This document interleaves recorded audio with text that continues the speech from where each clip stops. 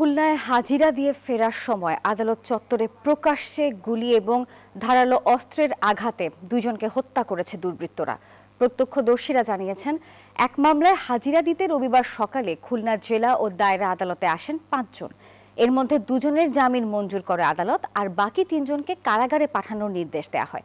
এর মধ্যে 2 জন আদালত থেকে বের হওয়ার সময় দুর্বৃত্তের হামলার শিকার হন। ঘটনার পর থেকেই আতঙ্কে রয়েছেন স্থানীয়রা। হত্যাকাণ্ডের কারণ অনুসন্ধান করছে পুলিশ। দর্শক, আমরা এই নিয়ে আরো খবর জানবো। আমাদের সঙ্গে সরাসরি যুক্ত হচ্ছেন সহকর্মী মাকসুদুর রহমান। মাকসুদ, জানাবেন, এই যে চাঞ্চল্যকর এক হত্যাকাণ্ড ঘটে গেল, এই ঘটনার সবশেষ কোনো তথ্য আপনার কাছে আছে কিনা? এখনো পর্যন্ত পুলিশ কাউকে আটক করতে পেরেছে কিনা, বা এই বিষয়ে বিস্তারিত কি জানতে পেরেছেন?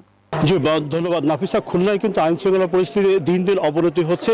এই আধা ঘন্টা 1.5 ঘন্টা আগে কিন্তু আদালত চত্বরে যে সন্ত্রাসীদের গুলি হয়েছে, সেই গুলিতে কিন্তু 2 যুবক গুলিবিদ্ধ হয়েছে এবং দুজনই কিন্তু মারা গেছে। আমার পেছনে যে মর্গে, এখানে কিন্তু এই একজনের লাশ কিন্তু এখানে আনা হয়েছে।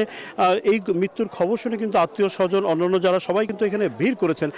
যে একটি তথ্য জানিয়ে রাখতে চাই, খুলনায় গত 1 বছরে কিন্তু এই মহানগরীতে 41টার বেশি হত্যাকাণ্ড ঘটেছে। সর্বশেষ এই আজকে দুপুর 12:30টার দিকে আদালত চত্বরে ফজলে রাব্বি রাজন 35 এবং আসিফ 31, এই দুই যুবক নিহত হয়েছেন। এদের বাড়ি হচ্ছে খুলনার রূপসা উপজেলায়। তারা একটি মামলায় সাক্ষ্য দিতে এসেছিলেন আদালতে, এরকম আমরা জানতে পেরেছি। এবং এই সাক্ষ্য দিয়ে যখন তারা এই কোর্ট চত্বর থেকে বেরিয়ে যাচ্ছিলেন, তখনই কিন্তু আসলে এই হত্যাকাণ্ডের ঘটনা ঘটে।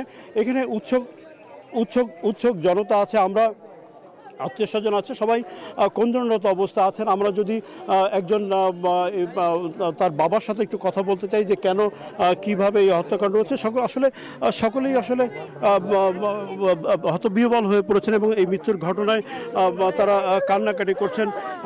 কিভাবে এই হত্যাকাণ্ড সঙ্গে আপনি কিছু জানতে পেরেছেন? কিভাবে, মানে কখন শুনলেন, কিভাবে শুনলেন?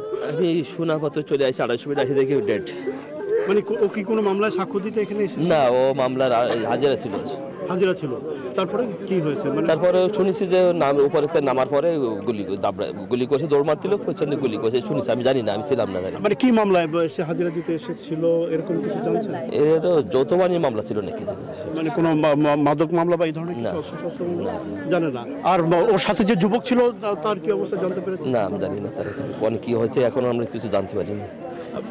মানে কি হয়েছে কোনো ধারণা করতে পারেন কারা এই ঘটনা করতে পারেন? যে আমরা নিহত এক যুবকের বাবার সাথে কথা বলছিলাম, উনি আসলে হতবিহ্বল হয়ে পড়েছেন এবং উনি বলছেন যে সুনির্দিষ্ট কারণ উনি বলতে পারছেন না। তবে আমরা যেটা শুনেছি যে এই খুলনায় কিন্তু আইন শৃঙ্খলা পরিস্থিতি যে অবনতি হয়েছে। আমরা আরেকজনের সাথে যদি একটু কথা বলতে চাই, যে বিক্ষুব্ধ জনতা। কোনো কিছুই করতেছে না, আমাকে কোনো কিছু লাগবে না, আমাকে জীবন শেষ, আমাকে আর কিচ্ছু লাগবে না। কোটার সামনে যদি নিরাপত্তা আমাদের না থাকে, আমরা ছেলেমেলে কিভাবে ছাড়বো? তাহলে দেশের আইন কানুন কেন হয়েছে, কেন কোর্ট জেলখানা হয়েছে, যে সেই জায়গায় যদি কোনো নিরাপত্তা না থাকে?